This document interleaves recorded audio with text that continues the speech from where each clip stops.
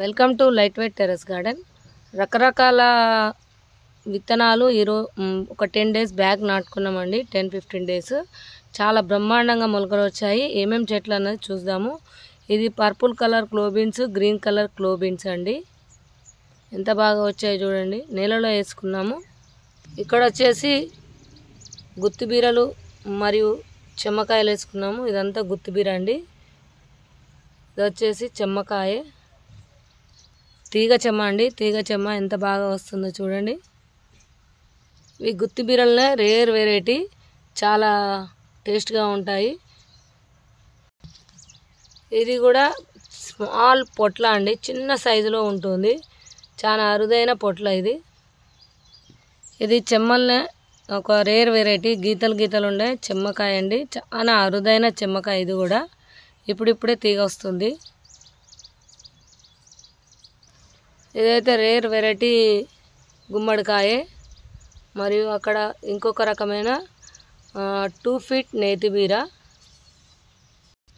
అలాగే ఇప్పుడిప్పుడే వస్తున్న పందిరి దోస. ఇప్పుడు చూడండి ఎంత బాగా మొలకలు వస్తున్నాయో. నేను ఏం వేయలేదు మట్టిలో, డైరెక్ట్ మట్టిలో నాటుకున్నాను. బ్రహ్మాండంగా వస్తున్నాయి. ఇది వచ్చేసి బాటిల్ సొరకాయ. చాలా బాగుంటుంది, టేస్ట్ కూడా బాగుంటుంది. బాటిల్ ఎండిన వాళ్ళు కూడా పిట్టగూళ్ళకు చేసుకుంటే కూడా చాలా అందంగా ఉంటుంది. పెయింటింగ్ కూడా వేయవచ్చు.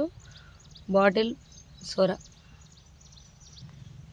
ఇది వచ్చేసి గీతల సొరకాయ అండి.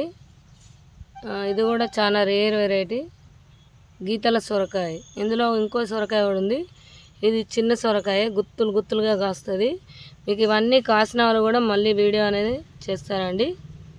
ఓకే, ఇంకా ఉన్నాయి, చూపెడతాను.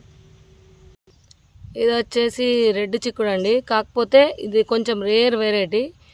ఇప్పటివరకు ఎవరు గార్డెన్లో చూడని చిక్కుడు. చాలా పాతకాలం చిక్కుడు అండి. చూసారు ఎంత బాగా తీగ వస్తుందో. ఇది చిత్రాడ బీర. చిత్రాడ బీర కూడా చాలా బాగా వచ్చింది. ఇదైతే గుత్తి చిక్కుడు పొట్టిదండి. చాలా కాస్తుంది, గుత్తులు గుత్తులుగా కాస్తుంది. సూపర్ ఉంటుంది టేస్ట్ మాత్రం. చాలా రకాల విత్తనాలు వేసాను, చిక్కులు కూడా. ఇందులో పిచ్చుక పొట్ల, 5 ఫీట్ పొట్ల, ఇవన్నీ రకరకాలు ఉన్నాయండి. ఇది వచ్చేసి కేజీ ఎయిర్ పొటాటో. చాలా అరుదైన విత్తనాలన్నీ మనం సేకరిస్తూ మరి నాటుకున్నాము. చాలా బాగున్నాయి, మంచిగా మొలకలు వచ్చాయి. ఉంటారండి, మళ్ళీ కాసిన వాళ్ళు చూపెడతాను. మరి తక్కువ మట్టిలో ప్రతిసారి నేను పెంచుతూ మీకు చూపెడుతుంటాను. మరి నా ప్రీవియస్ వీడియోలు కూడా చూడండి. లైక్ చేయండి, షేర్ చేయండి, సబ్స్క్రైబ్ చేయండి. కామెంట్లో ఎలా వచ్చాయి విత్తనాలు అనేది చెప్పండి.